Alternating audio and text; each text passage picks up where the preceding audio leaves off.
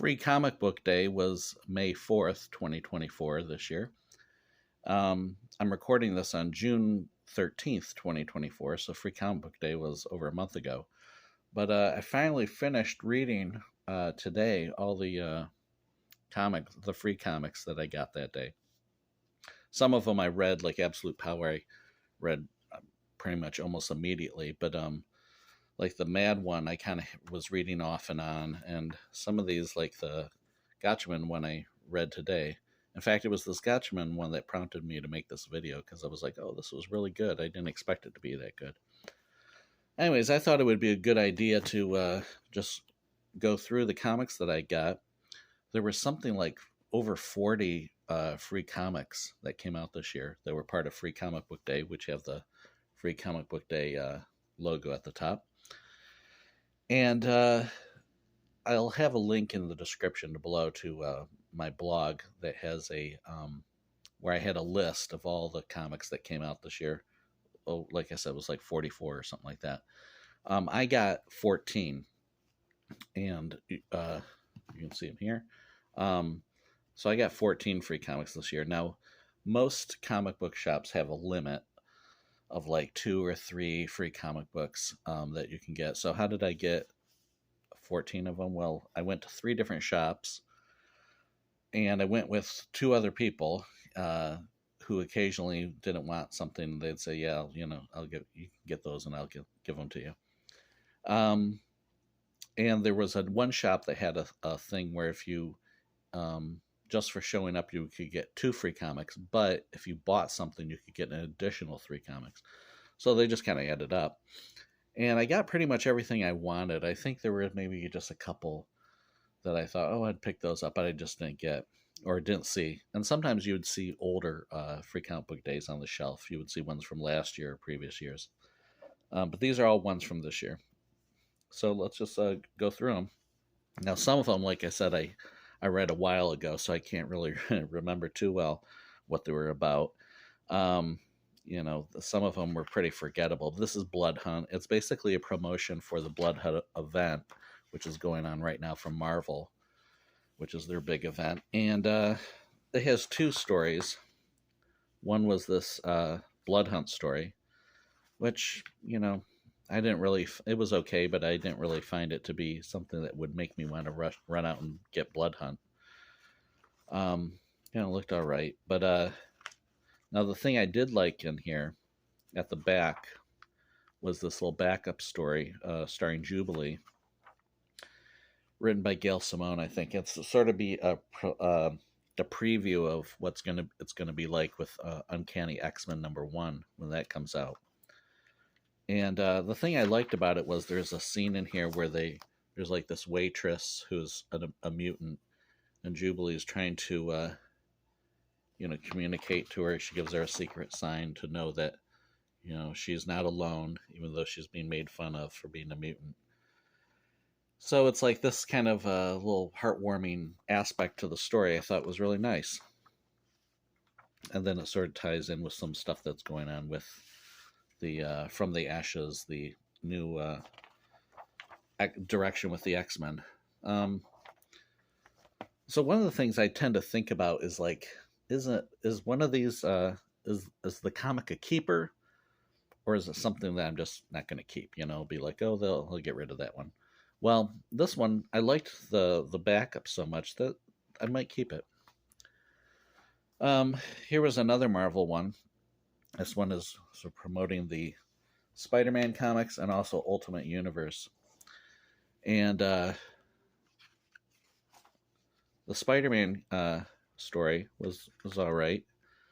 It's kind of weird looking art, but Spider-Man looks kind of almost like Deadpool in that panel. But they're adjusting his eyes. It's kind of odd. But it was all right. And then we had this Ultimates story taking place in the Ultimate Universe, which I'm not particularly interested in. I just like the main stuff. And then there was this Venom thing, which I have no interest in at all. So this one was basically not a keeper. I liked the Spider-Man story okay. the Ultimates thing, okay, somewhat, but then the Venom I had no interest in. And a third Marvel comic that I got was Marvel Voices.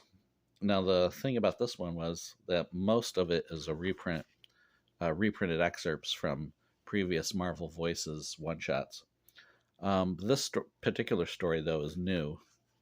This lead story, starring, is it the Spider-Man from India? Spider-Man India, I guess. There's a table of contents at the back. But this story is new, and it was fun. It was well drawn. I liked it. It was enjoyable. So, it's worth having for that. And then there's like a text page that's a reprint from a previous one shot. This was nice. Again, it's all reprinted from previous one shots of Marvel Voices. But it's a picture of the Avengers, the sort of minority Avengers. And in the back, there's a guide that shows like a key to all the characters, and then also to like who they are and what year that they joined the Avengers. So that was cool. Then there's this Spider-Gwen story that was okay. It was, just 3 pages. This interview with X-Men artist, that's again an excerpt from a previous reprint. This, Spider-Man story, this Gambit story.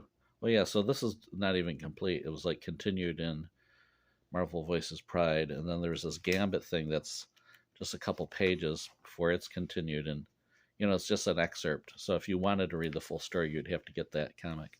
And then this Wakanda thing that's just 2 pages. So really, it's basically, the lead story, that Bollywood dance party one, that's new, but everything else is just reprints. So, it's all right, but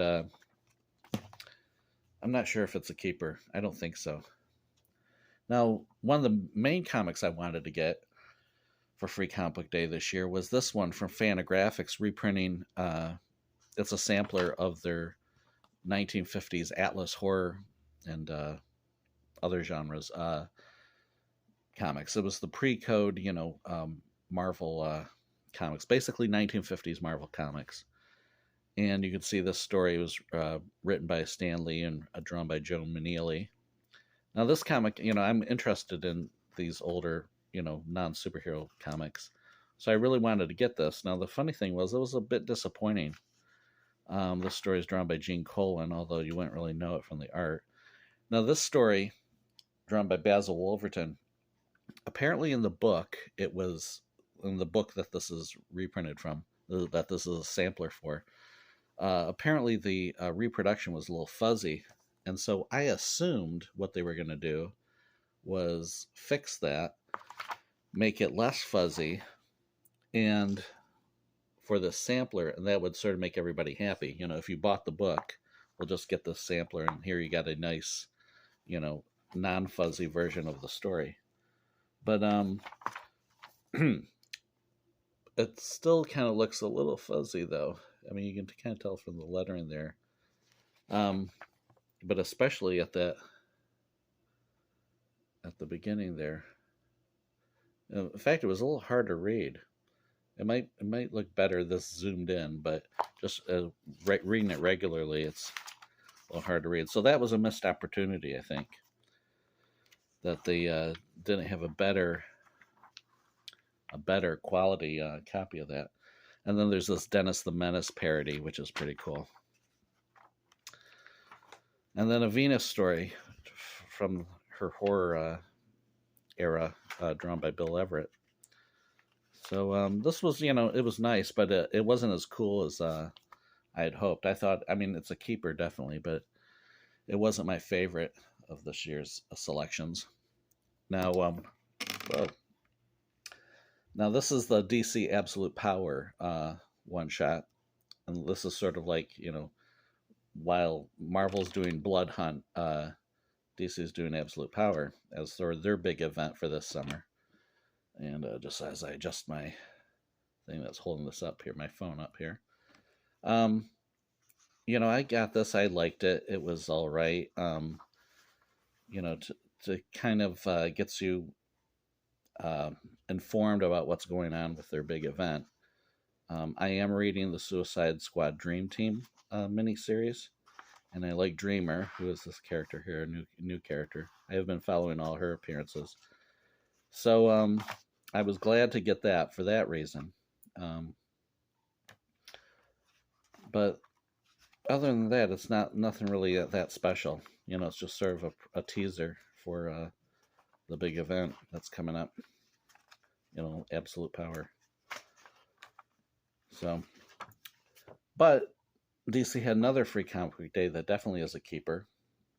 This is a Mad Comics one shot. It's in the Mad magazine, but it's in the comic book format, and it reprints. It's all reprints, and they say on here like where everything is reprinted from, like in the fine print, as you can see there. So it's a mixture of old and new. Some of it is very new. So and some of it you've seen before, or at least I had seen before. Like, this is a Sergio Aragone's strip from, the 70s, or this is from the 60s, I think. But, I had seen this before in black and white, the black and white Mad magazine. They had specials over the years that would be about comics and stuff. So much of this I had already seen, but then there's some newer stuff. That one's not new, but there's a lot of stuff by Kelly Callan, writer-artist, that is really neat. The stuff here, this one is pretty funny. So yeah, it's a mixture of classic stuff that in fact I thought this panel worked really well in color, because Superman's red boots are visible underneath the stall. When that I'd read this when it was printed in black and white back in the day, and the joke is probably a little less obvious because it's not in color, so you don't see his boots. But there are some that are in black and white as well. In fact, there's one here that works really well in black and white. This one here, where he goes to stop the train, and then it's like that. So it's all that gray tone. That's a good idea. They decide not to color that. Anyways, and then there's some of the little Mad fold-ins. So this was a excellent one shot. This is definitely a keeper. Probably my favorite. This is probably my favorite of the Free Comic Book Day releases this year. Another good one was Johnny Quest. There's a new Johnny Quest series coming from Dynamite. And based on this, I'm thinking of picking up, the first issue. It looks pretty good. Looks like classic Johnny Quest. So there's a previous story in there. Then there's a preview of the Thundercats, #1. And then there's a preview of Space Ghost #1, which is also pretty cool. I think Space Ghost is on issue #2 right now. So, if this was something that you were interested in, it's a good time to just jump right in. And that's that. Now this Gotchaman one, like I said, that was one, this was from Mad Cave Studios.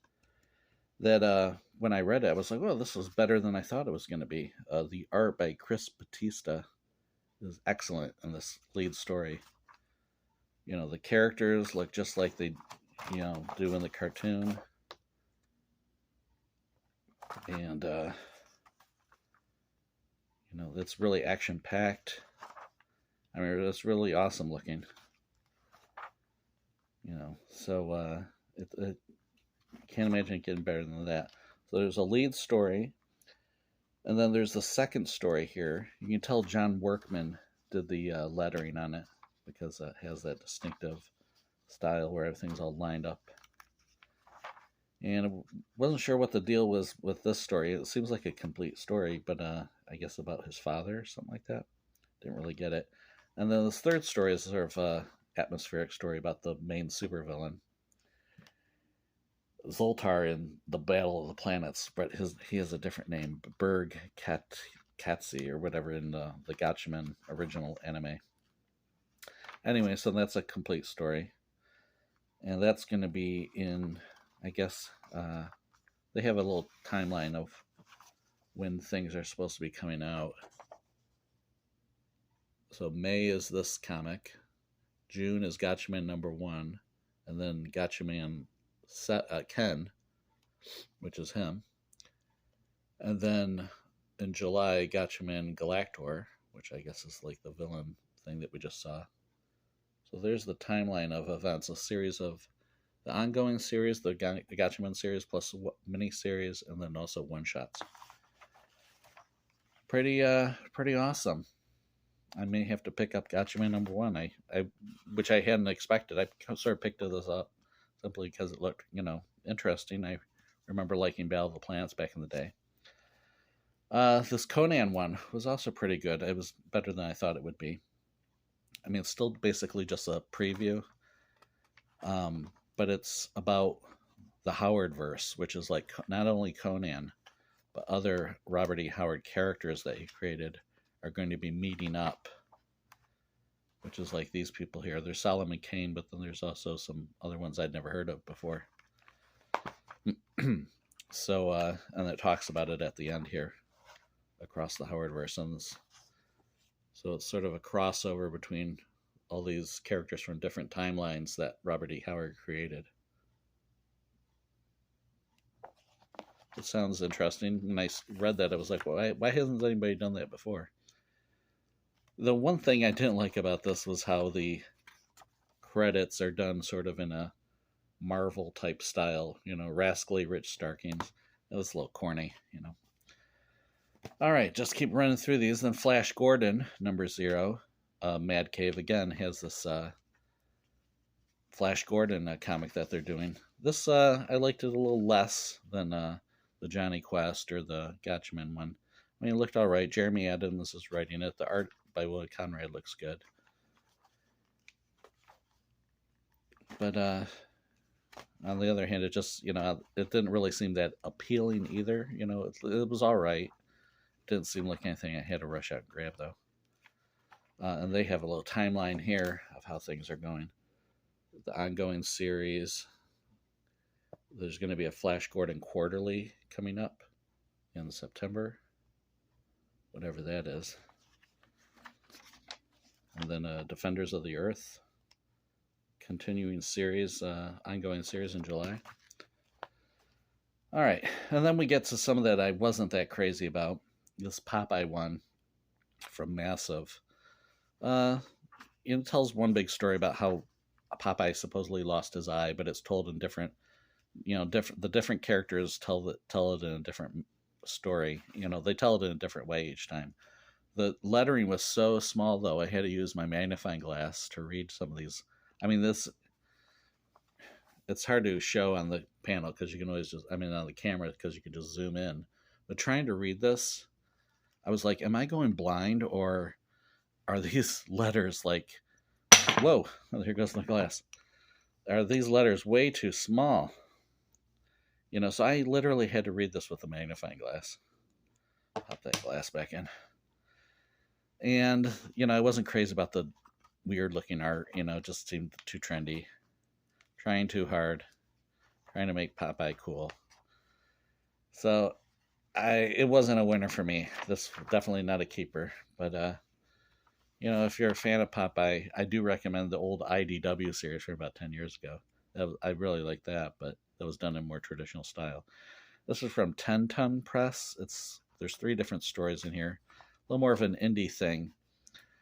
This was like sort of a parody of Star Wars, which just seemed too fanish, too science fiction-y. I mean, if you're a Star Wars fan, maybe you might think it's funny, but it was a bit of a chore for me to get through this. And then there was this sort of artsy, cartoony looking thing.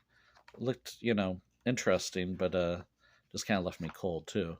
And then I expected to really like this Frankenstein thing, because it was drawn in black and white. It seems sort of like an old time, like something you'd read back in the 80s or, early 90s in like an indie comic, like from Caliber Press or something.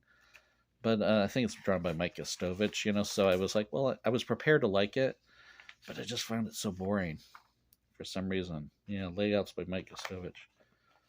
But yeah, for some reason. So this one wasn't a keeper. I expected to really like it, but didn't. This is another one though. There's only two left. These are the two that I didn't like as much. These two right here. This Archie Horror Presents the Cursed Library. Again, it was mostly reprints. There's a new framing sequence with little Jinx, but and Madam Satan. But see, this part is reprinted from Madam Satan comic. Then there's a reprint from Cab Pickens. It's all. And then there's this reprint from Welcome to Riverdale, sort of a sampler of their other Archie horror things that they got. And then sort of previewing the new Cursed Library thing that's coming up. But I just found it a little annoying. It didn't make me want to go out and get it. It was almost a little like, why don't they do these with other characters? It was almost like they were ruining their own Archie characters by having them behave in these, weird way. Demon-possessed Jughead, it's just kind of like a little cringy to me. Archie drenched in blood, I don't know. I expected to kind of like it a little more than I did, and I didn't like it much. And finally, this one published by Gemstone. I usually get the Overstreet related Free Comic Book Day thing.